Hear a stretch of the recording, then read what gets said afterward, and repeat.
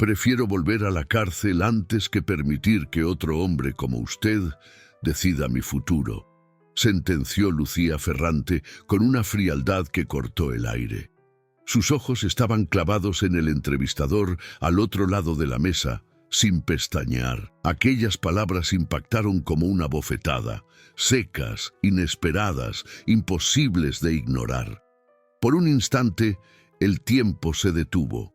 El único sonido en la sala era o el zumbido eléctrico de los fluorescentes en el techo. Entonces, con el peso de su desafío aún flotando en el ambiente, la historia retrocedió apenas 10 minutos, al momento en que Lucía puso un pie por primera vez en aquella oficina de cristal estéril para lo que debía ser una simple entrevista de trabajo. Lucía Ferrante, a sus 34 años, se mantenía erguida en la silla a pesar de que cada fibra de su cuerpo le gritaba que saliera corriendo. La sala de juntas se sentía más gélida de lo normal.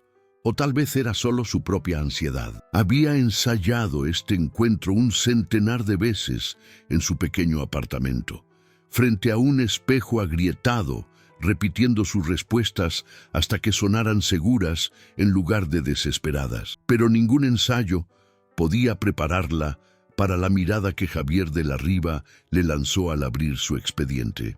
«Veo que estuvo privada de libertad», dijo Javier, fingiendo hojear el currículum, aunque Lucía sabía que ya había memorizado cada detalle incriminatorio. Su tono destilaba un profesionalismo falso, cada palabra elegida quirúrgicamente para herir sin dejar rastro. «Dígame, Lucía, ¿por qué deberíamos confiar en alguien como usted para una posición de tanta responsabilidad financiera?» La pregunta quedó suspendida como humo tóxico. Alrededor de la mesa, los otros entrevistadores se removieron, incómodos. Martina, una joven becaria, se mordió el labio, claramente disfrutando del espectáculo. Otra reclutadora, una mujer mayor llamada Paloma Segovia, al menos tuvo la decencia de apartar la mirada. Lucía había pasado 3 años y 2 meses en el centro penitenciario de Soto del Real por un delito que aún hoy no terminaba de asimilar. Malversación lo habían llamado. 23.000 euros que se esfumaron de cuentas a las que ella apenas tenía acceso. Su abogado de oficio había sido un desastre. Las pruebas parecían inexplicablemente sólidas y sus protestas de inocencia fueron descartadas como una negación predecible. El juez la había mirado con una mezcla de lástima y decepción antes de dictar la sentencia que destrozó su vida por completo. «Porque he sobrevivido a jefes mucho peores de lo que usted llegará a ser nunca», respondió Lucía finalmente, con la voz firme, a pesar de la rabia que le subía por el pecho. Algo cruzó el rostro de Javier. ¿Sorpresa? ¿Miedo? Desapareció demasiado rápido para estar segura. Javier se reclinó en su silla ejecutiva, una pieza de diseño que probablemente costaba más de lo que Lucía ganaba en 3 meses en su actual empleo en el almacén de logística. «Sabe que debemos proteger la imagen de la empresa. Nuestros clientes podrían no reaccionar bien ante su historial». Hizo una pausa, dejando que el veneno hiciera efecto. «Estoy seguro de que lo entiende». Lo que Javier no sabía, lo que ninguno de ellos sospechaba, era que Lucía había pasado cada día de su condena estudiando. No solo los cursos de administración que ofrecía la prisión, sino algo mucho más valioso: patrones. Había observado cómo funcionaba el sistema, a quién protegía, cómo el dinero se movía en las sombras mientras los rastros de papel no llevaban a ninguna parte. Había aprendido de mujeres que habían sido traicionadas por sus parejas, incriminadas por colegas y destruidas por hombres que vestían exactamente como Javier de la Riva. Su compañera de celda, Soledad, que cumplía 15 años por un fraude que sí había cometido, le susurró una vez en la oscuridad: «La diferencia entre nosotros y ellos no es que ellos sean honestos, Lucía. Es que saben esconderlo mejor». En aquel entonces, Lucía lo descartó como amargura, Ahora, frente a Javier con su corbata de seda y su preocupación fingida, se preguntaba si Soledad había tenido razón todo este tiempo. «Dude de mí una sola vez más», dijo Lucía en voz baja, inclinándose hacia adelante, «y contaré lo que realmente descubrí estando en prisión». La temperatura de la sala pareció desplomarse. El bolígrafo de Javier se detuvo en seco. Los ojos de Paloma se abrieron ligeramente. Incluso Martina dejó de sonreír, porque lo que Lucía había descubierto durante aquellas noches interminables, revisando archivos en la biblioteca de la cárcel, no era solo sobre su propia condena injusta, era sobre un método sistemático para destruir a empleados que hacían demasiadas preguntas, que notaban discrepancias, que amenazaban el imperio de mentiras cuidadosamente construido. Y la empresa que realizaba esta entrevista, ellos eran los siguientes en su lista. Javier intentó recuperar el control, aclarándose la garganta con una autoridad forzada. «Creo que tenemos todo lo que necesitamos. Nos pondremos en contacto». Su despido fue abrupto, casi impulsivo. Los otros entrevistadores recogieron sus carpetas con una prisa inusual. Al levantarse para salir, Lucía notó algo que aceleró su pulso. En la pantalla abierta de la laptop de Paloma, visible por un segundo antes de que la cerrara, había un encabezado de correo que decía Cenite Consultoria Forense, factura adjunta, la misma firma de consultoría que había proporcionado el análisis forense que la condenó a ella, la misma firma vinculada a otros 3 casos que había investigado, y estaban haciendo negocios con esta empresa. Al salir de aquella sala de juntas, Lucía sintió el peso familiar de la injusticia institucional presionando sus hombros. Pero esta vez no estaba indefensa. Esta vez tenía documentos, conexiones y, lo más importante, tenía la verdad como arma.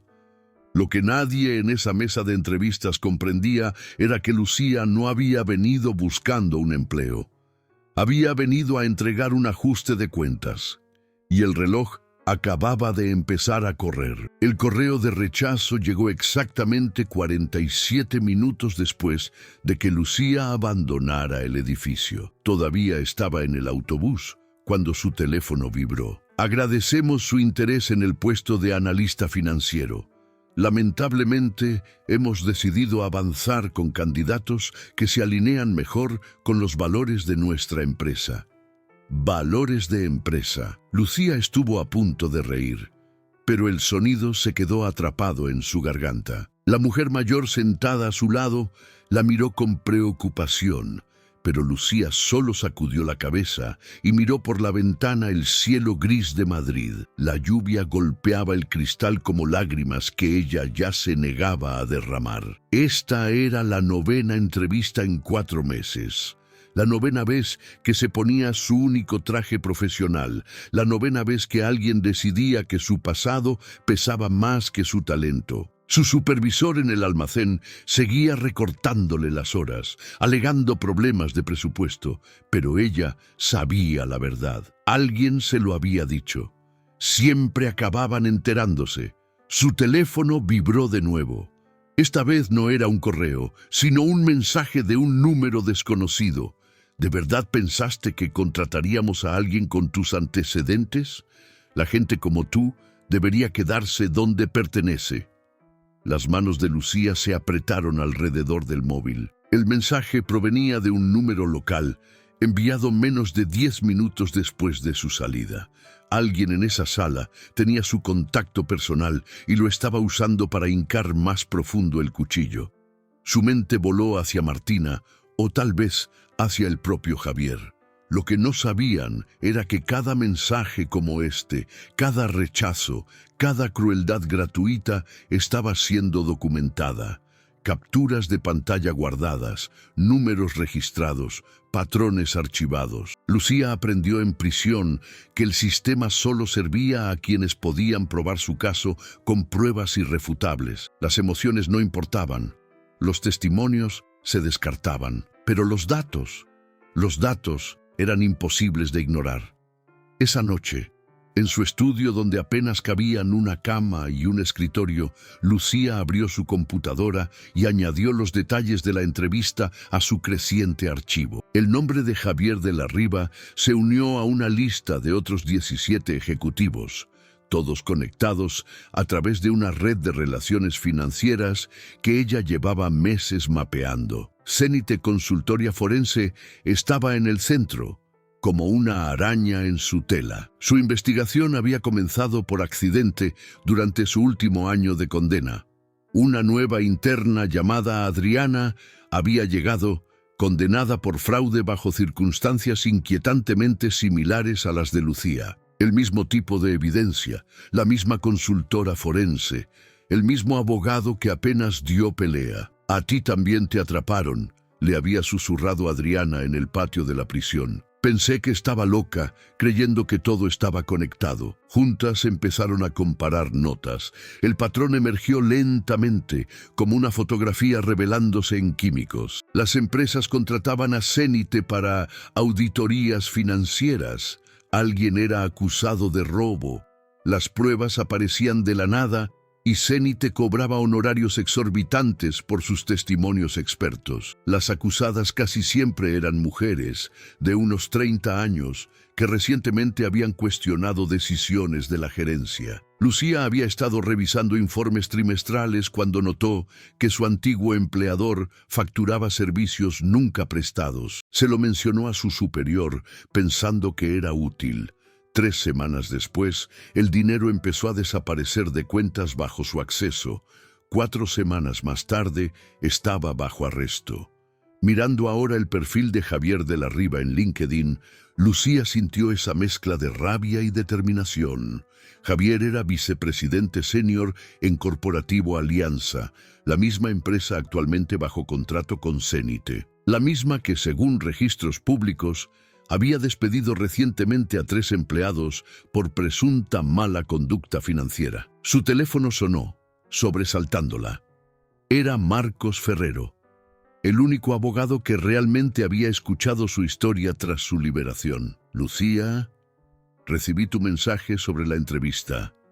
La voz de Marcos era profesional. «¿Conseguiste lo que necesitabas?» Paloma Segovia estaba allí. Tenía un correo abierto de Zenite, dijo Lucía. Es la conexión que faltaba. Si Alianza trabaja con ellos y siguen el patrón, entonces están a punto de tenderle una trampa a alguien, concluyó Marcos. Y quien sea el objetivo, aún no lo sabe.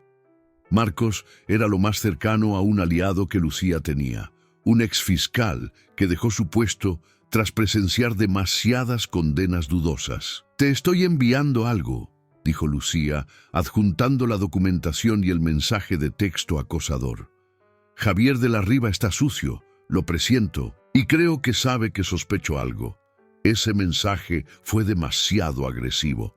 «Lucía, ten cuidado», advirtió Marcos. «Esta gente destruyó tu vida una vez. No dudarán en hacerlo de nuevo si se sienten amenazados. Pero cuidado era exactamente lo que Lucía había tenido durante 3 años y no le sirvió de nada. El cuidado la dejó en una celda mientras los culpables ascendían. «Se acabó lo de tener cuidado», murmuró. «Voy a demostrar lo que hicieron, no solo por mí, sino por todas». Sacó una carpeta oculta bajo su colchón. Contenía declaraciones juradas de otras 4 mujeres cuyas vidas fueron borradas sistemáticamente por personas que veían a los seres humanos como obstáculos para el beneficio. Rebeca, que perdió la custodia de su hijo. Amanda, cuyo esposo se divorció de ella en prisión. Jennifer, que intentó quitarse la vida. No eran casos, eran vidas. Lo que Javier y sus colegas no entendían era que la cárcel le había enseñado a Lucía algo invaluable: paciencia. Mientras ellos disfrutaban de áticos y cuentas de gastos, ella construía un caso ladrillo a ladrillo. Un segundo mensaje llegó a las 23:47. «Deja de escarbar o terminarás donde viniste. Este es tu único aviso». Lucía guardó la captura y sonrió por primera vez en el día. Las amenazas significaban miedo. El miedo significaba que estaba cerca. La gente verdaderamente poderosa no pierde el tiempo amenazando a exconvictos, amenaza a quienes tienen el poder de destruirlos de vuelta. 2 semanas después, Lucía hizo algo que juró no volver a hacer. Entró voluntariamente en un edificio corporativo, pero esta vez no iba a mendigar un empleo, iba a solicitar uno en la propia Zenith Consultoria Forense. La idea fue de Marcos. Si queremos probar que fabrican pruebas, necesitamos acceso interno a sus métodos, le había dicho. ¿Quieres que trabaje para quienes me destruyeron?, preguntó Lucía, saboreando la ironía. Quiero que veas cómo operan desde dentro. Eres la única que entiende ambos lados, el financiero y el judicial. Sabes qué buscar. En la recepción minimalista de Zenith, Lucía sentía el corazón acelerado. El recepcionista apenas miró su solicitud antes de agendar la entrevista. Al parecer, no eran tan minuciosos con los antecedentes para puestos administrativos de bajo nivel. El puesto era de auxiliar de datos en la división forense. Estaba sobrecalificada, lo que era perfecto. Nadie presta atención a quien organiza archivos y bases de datos. Señorita Ferrante, el señor Villalobos la recibirá ahora. Andrés Villalobos no se parecía en nada a Javier de la Riva. Parecía un abuelo amable, con gafas de lectura y fotos familiares en su escritorio. Sería reconfortante si Lucía no supiera lo que hacía su empresa. Su currículum es impresionante, dijo Villalobos. Claramente está sobrecalificada. ¿Por qué aquí?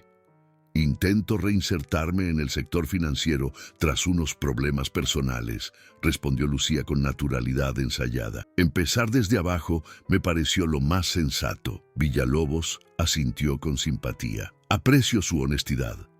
¿Cuándo puede empezar? La facilidad de la contratación casi la hace reír. La empresa que ayudó a condenarla la contrataba sin reconocerla. Su arrogancia era tal que ni siquiera recordaban los rostros de sus víctimas. Su primera semana fue deliberadamente monótona. Llegaba temprano y se hacía invisible. Identificó quién tenía acceso a qué sistemas y se hizo amiga de un empleado llamado Lucas, que llevaba 5 años allí y adoraba los chismes. Entre nosotros, le susurró Lucas un día, algunos casos parecen demasiado perfectos, pero pagan bien y nadie hace preguntas. El gran avance llegó el viernes de su segunda semana. Organizando archivos físicos de respaldo, encontró una carpeta, Corporativo Alianza, Auditoría 2024. Dentro había borradores preliminares que nunca verían la luz en un juicio. Eran informes donde, antes de ser limpiados, aparecían inconsistencias que cualquier contable notaría. Transacciones marcadas como sospechosas, que luego eran borradas sin explicación. Registros de acceso alterados. Alguien en Zenith no solo testificaba, fabricaba pruebas. Lucía fotografió cada página con su móvil. Cada clic era una pequeña victoria. Esa noche se reunió con Marcos en una cafetería discreta. Esto es lo que necesitábamos. Prueba la manipulación deliberada, dijo Marcos, pero su expresión era sombría. Lucía, si se enteran, no solo te despedirán, te enterrarán tan profundo que no volverás a ver la luz. Entonces me aseguraré de que no se enteren hasta que sea tarde. Las amenazas anónimas seguían llegando, más frecuentes y específicas. Lucía compartió todo con Marcos, quien trajo a una periodista de investigación llamada Sara. Quiero contar tu historia, dijo Sara.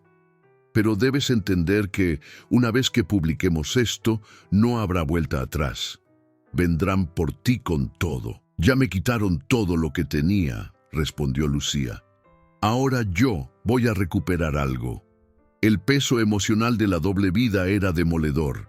Sonreír a Villalobos mientras copiaba pruebas de su corrupción era agotador. Algunas noches se preguntaba si se estaba convirtiendo en lo que odiaba, alguien que miente para lograr sus fines.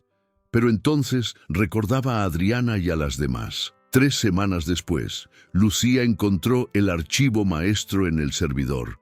Gracias a que un colega tenía su contraseña anotada bajo el teclado, era una lista. 27 nombres, 27 empresas, 27 casos en 5 años. Cada entrada incluía el objetivo, el cargo, la prueba que se crearía y el honorario que Zenite recibiría. Un menú de destrucción humana. El nombre de Lucía estaba allí.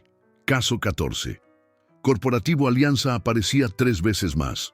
Y uno de esos nombres estaba programado para la recolección de pruebas la semana siguiente. Era Adriana Mota, contable senior en Alianza. Alguien estaba a punto de ser incriminada. Lucía entendió por qué Javier de la Riva fue tan agresivo en la entrevista. No solo despreciaba a una exconvicta, temía a alguien que pudiera reconocer el patrón. La elección era imposible. Salvar a una persona ahora o construir un caso para salvar a todas después. Lucía decidió a las 3 de la mañana de un martes. No podía dejar que otra inocente cayera en la trampa. Haría ambas cosas. A la mañana siguiente entró en Zenite con una memoria USB que contenía todo. Pero antes hizo una llamada desde una cabina pública a Adriana Mota. Señorita Mota, no me conoce, pero en 3 días la acusarán de malversar 40.000 euros. Las pruebas ya están siendo fabricadas. Si no me cree, revise sus registros de acceso. He enviado un archivo a su correo personal con las pruebas de que la están vigilando. Llame a este abogado. Aquella tarde, el artículo de Sara se publicó. La fábrica de condenas. Cómo una consultora incrimina empleados por beneficio. El escándalo fue inmediato. En 1 hora, el artículo se compartió miles de veces. En 2, la policía judicial anunció una investigación. Lucía estaba en su escritorio cuando Villalobos salió de su oficina, demacrado. Recojan sus cosas, cerramos por hoy. Ha habido un incidente. Al salir, Lucía cruzó mirada con Villalobos. Vio el momento exacto en que él asoció su rostro con el caso número 14. Usted, susurró él. Yo, confirmó ella. Usted destruyó mi vida, señor Villalobos. Solo le devuelvo el favor. 3 días después, en una sala de interrogatorios de la Audiencia Nacional, Lucía estaba sentada frente a Javier de la Riva. Esta vez, Javier no era el entrevistador, era el investigado, y Lucía era la testigo principal. Javier parecía más pequeño. Su traje caro no ocultaba el temblor de sus manos. «Señor de la Riva», dijo el fiscal, «tenemos pruebas de que recibió pagos de Zenite por cada empleado condenado bajo su mando. ¿Desea explicar esta coincidencia?» «Mi cliente se acoge a su derecho a no declarar», intervino su abogado de élite. «Claro que sí», dijo Lucía suavemente. «Eso es lo que hace la gente culpable cuando finalmente rinde cuentas». Javier se puso rojo de ira. «No puedes probar nada. Esto es una cacería de brujas. No eres más que una criminal». «¿Una criminal?», interrumpió Lucía. «He pasado 3 años estudiando tus métodos. He documentado cada mentira. Me hice contratar en la empresa que usabas para fabricar pruebas. No desaparecí, Javier. Volví con los recibos. Al salir del edificio, las cámaras ya rodeaban la sede de Corporativo Alianza. Adriana Mota había dado una rueda de prensa explicando cómo el aviso de Lucía la salvó. Esa noche, Javier fue suspendido. Villalobos fue arrestado intentando salir del país con maletas llenas de efectivo. Zenite cerró y sus activos fueron congelados. 6 meses después, Lucía estaba en un estudio de televisión. Su vida había cambiado drásticamente. Javier aguardaba juicio en la misma cárcel donde ella estuvo. Villalobos se enfrentaba a décadas de prisión. Lucía ya no trabajaba en un almacén. Había fundado su propia firma, Phoenix Contabilidad Forense, especializada en defender a empleados víctimas de fraude corporativo. Había recibido una indemnización que usó para abrir su oficina y contratar a otras mujeres exoneradas. ¿Qué le diría a quienes sienten que el sistema los ha abandonado?, preguntó la presentadora. Que la rabia es natural, pero la justicia es la respuesta. No destruí a Javier de la Riva, solo expuse lo que él ya se había hecho a sí mismo. Sus decisiones crearon sus consecuencias. La oficina de Lucía prosperaba. Había ayudado a anular decenas de condenas injustas. Cada política de contratación que ayudaba a cambiar en otras empresas era una victoria. En una tarde lluviosa, Lucía miró el artículo enmarcado en su pared. Exconvicta destapa red de corrupción.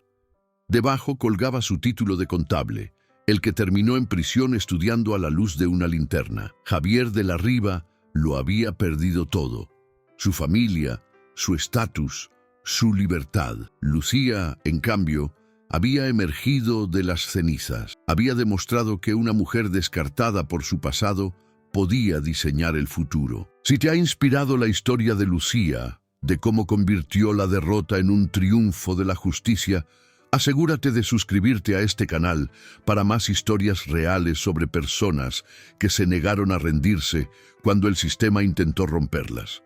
Porque al final, Javier intentó enterrar a Lucía, pero lo que no sabía es que algunas personas aprenden a crecer en la oscuridad. Y cuando finalmente salen a la luz, no solo sobreviven, florecen.